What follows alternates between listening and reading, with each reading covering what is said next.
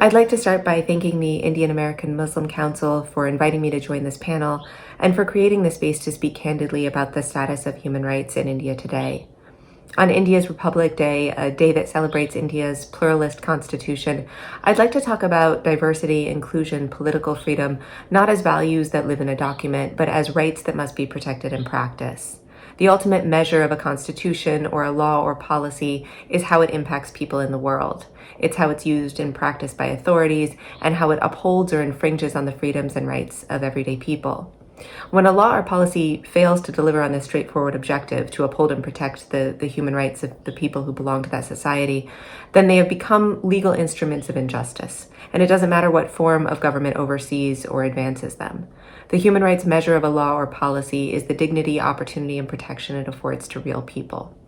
So I'd like to speak very briefly today about two real people and what their stories tell us about the increasing threats that India's laws pose to human rights.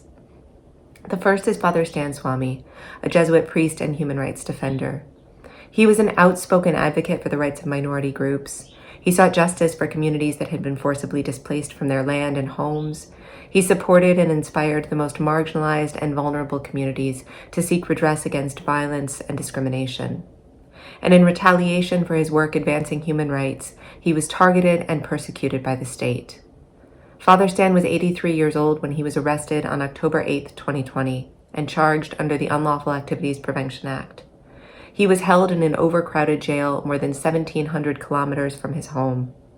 At the time of his arrest, he was suffering from Parkinson's disease, significant loss of hearing in both ears, and other serious underlying health conditions. Initially, the jail authorities denied him warm clothes and refused to allow him a straw, which he needed in order to drink due to the effects of his Parkinson's.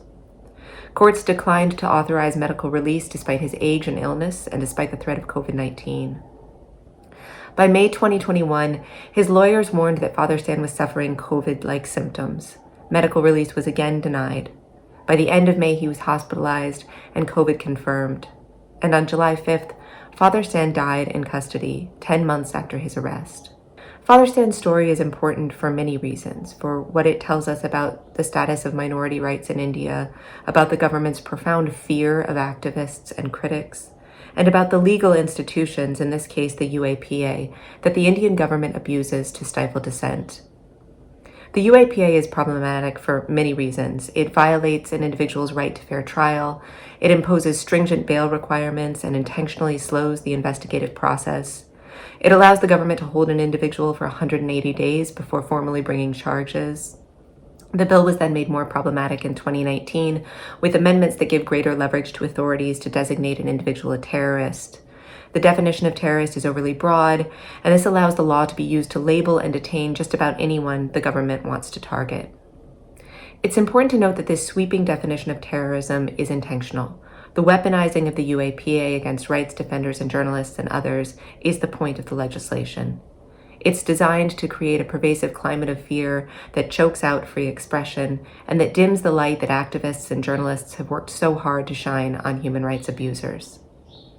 I want to close with a second story of another individual targeted by the Indian government using the UAPA, Kashmiri human rights activist Khurram Parvez. Khurram has documented countless abuses by the Indian authorities, excessive force, firing of pellets and tear gas shells, enforced disappearances. He's investigated unmarked graves and tallied civilian casualties that the government tried to conceal. And for that work, the government of India has weaponized the UAPA and branded him a terror threat. The measure of a law is in the impact it has on the people it's supposed to protect. The U.S. government's warm relationship with the Indian government, Prime Minister Modi's participation in the recent Democracy Summit, these tell us nothing about the human rights credentials of a law or a policy or a government. To make those determinations, we have to look to the people who are impacted. We have to look to Fr.Stan, to Khurram Parvez, and to so many others who have been silenced by the Indian government. These stories must be a wake-up call to show solidarity for civil society and human rights defenders at the front lines of India today, and to insist that the laws the government wields to perpetuate human rights abuses will not be tolerated, and demand that the Indian government deliver on its human rights obligations. Thank you so much for your time today.